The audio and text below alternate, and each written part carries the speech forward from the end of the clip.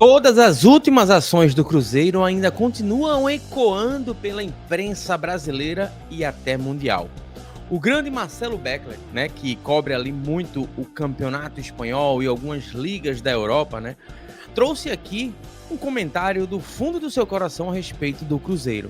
E a gente vai acompanhar aqui e também fazer os nossos comentários. Acho muito importante aqui nesse canal que a gente é voltado ao cabuloso, trazer todas as informações e o que estão pensando os jornalistas no Brasil e também fora dele. Vamos lá colocar na tela, depois a gente faz os nossos comentários agora. Só antes, claro, se inscreve no canal, ative as notificações e deixe seu like. Daqui a pouco a gente volta aqui para comentar mais. Vamos lá. Meu povo, boa tarde de novo. Eu não tinha nenhuma intenção de separar a análise do Cruzeiro dos outros clubes. E eu vou contar para vocês.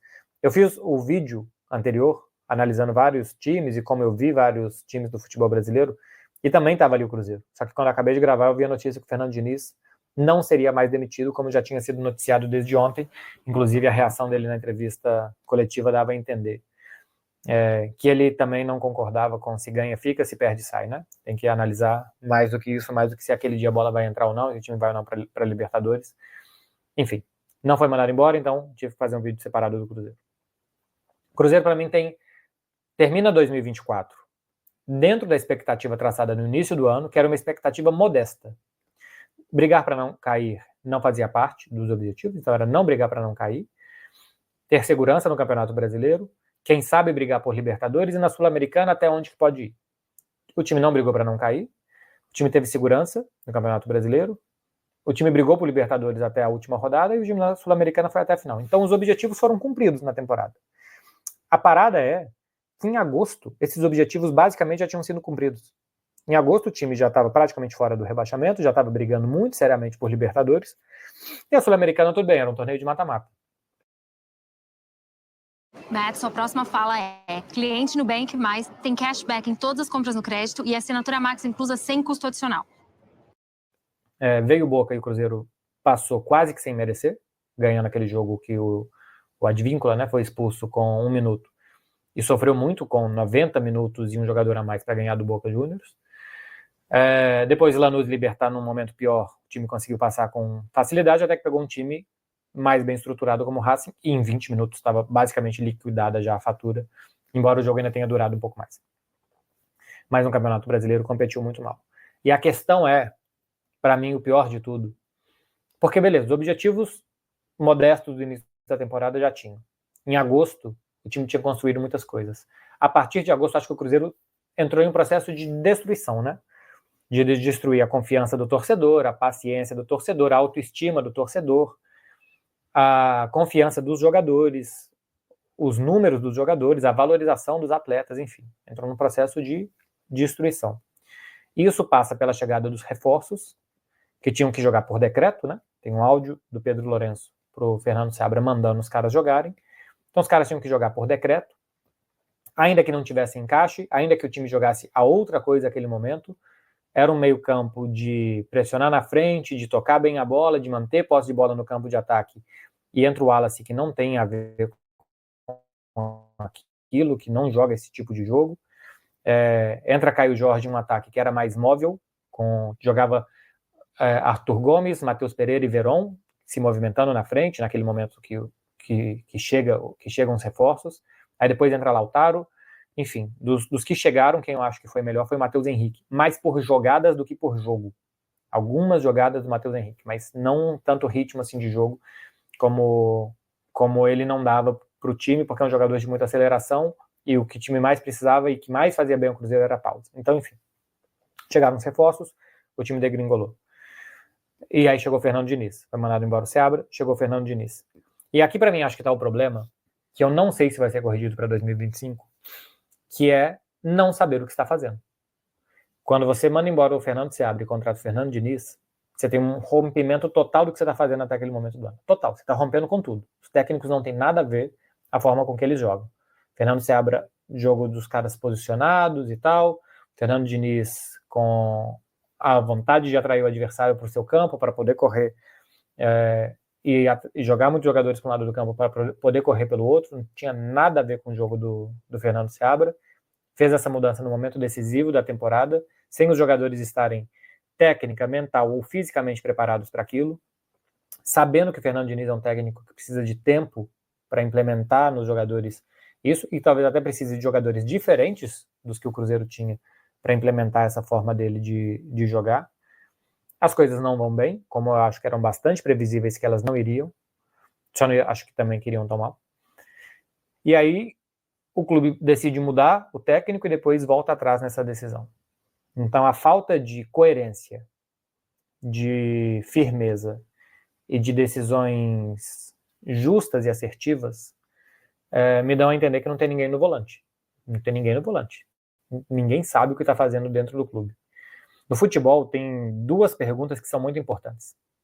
É o como e o porquê. Por que a gente vai contratar esses jogadores? Por que a gente vai contratar esse técnico? Por que a gente vai demitir esse técnico? Por que a gente vai desistir de demitir esse técnico? Eu duvido muito que essas decisões estejam sendo tomadas e essas perguntas estejam sendo... Primeiro que eu duvido que essas perguntas estejam sendo feitas, e depois que eu duvido que essas respostas estejam sendo encontradas do ponto de vista técnico, muito mais do ponto de vista emocional. Os porquês são muito importantes e os comos também. Como que a gente vai jogar? Como que a gente vai contratar? O que a gente quer fazer? Os comos e os porquês são muito importantes porque são eles que vão definir a identidade do seu time, são eles que vão te dar coerência para na temporada você tomar decisões. Você sabe como que você quer jogar, você sabe qual tipo de técnico que você deve ter e qual tipo de jogador que você deve ter. E se você sabe por que você quer jogar daquela forma, você também sabe qual tipo de técnico, qual tipo de jogador. Então isso vai evitar que mudanças de técnico sejam feitas do nada, só porque a bola bateu na trave e saiu, não porque ela bateu na trave e entrou. Os resultados, lógico, são importantes, mas ou os resultados saem de uma aleatoriedade, ou eles saem de trabalho sério e bem feito. O Fortaleza ficou no G4 duas vezes nos últimos 4 anos, e nos últimos 4 anos sempre esteve na metade de cima da tabela do campeonato, porque ele sabe como ele quer jogar, o porquê ele quer jogar daquele jeito, por que ele vai ter mais resultados positivos que negativos daquela forma, e não se ilude com uma megalomania de que tem que ganhar a qualquer custo e dar passos maiores que a perna. Eu sinto que o Cruzeiro não sabe se perguntar, e se ele não sabe perguntar, ele não sabe responder, os motivos do time ter degringolado a partir de agosto. Não sabe os motivos. Acho que o Cruzeiro e dentro do Cruzeiro não sabem por que o Fernando Diniz foi escolhido para o lugar do Fernando Seabra. E por que o Fernando Diniz ia sair e agora ele vai ficar. E se você não sabe responder isso, você não sabe muito provavelmente responder quais jogadores você vai contratar para o ano que vem. Você vai querer fazer o que para o ano que vem?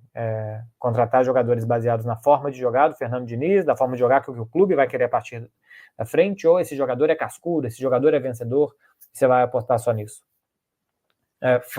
Faz sentido incluir o Fernando Diniz no planejamento do elenco do ano que vem, sendo que até ontem não se tinha certeza se ele vai ficar ou não, então agora você tem certeza, então quanto tempo vai durar o Fernando Diniz? A paciência com ele vai durar até fevereiro, se os resultados não vierem, vai durar até março, até abril, vai se apostar no Fernando Diniz, faça chuva ou faça sol, ou vai trazer jogadores que ele quer e depois vai mudar de Fernando Diniz para Tite, que também não tem absolutamente nada a ver uma coisa com a outra, eu tô falando Tite, só um exemplo qualquer. Enfim, isso se chama amadorismo, né? Em uma empresa séria, acabaram com uma empresa, se um diretor tomou uma má decisão, ele sai. Se a empresa para de dar lucro e começa a dar prejuízo, você vai no cara que toma as decisões e fala, pô, por que isso está acontecendo? E se o cara não sabe te responder, se não tem, a gente trabalha com plantação de limão e veio uma chuva e estragou a plantação. Aí beleza, fica muito difícil de você se precaver com aquilo. Mas se você não sabe por que você está plantando limão mal e você não está colhendo limão, esse cara tem que sair da plantação. Esse cara não pode ser diretor de plantação de limão. E eu acho que o diretor do Cruzeiro não sabe.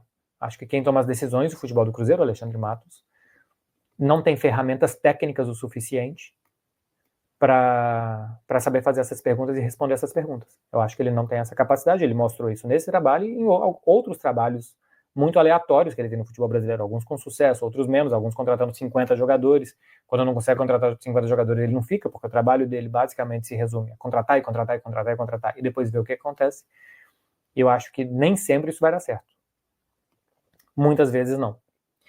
Então, não sei o que o Cruzeiro vai fazer a partir de agora, porque eu duvido que lá dentro ele saiba, mas eu duvido que dê certo se não soubesse fazer as perguntas. E eu desconfio que essas perguntas não estão sendo bem feitas.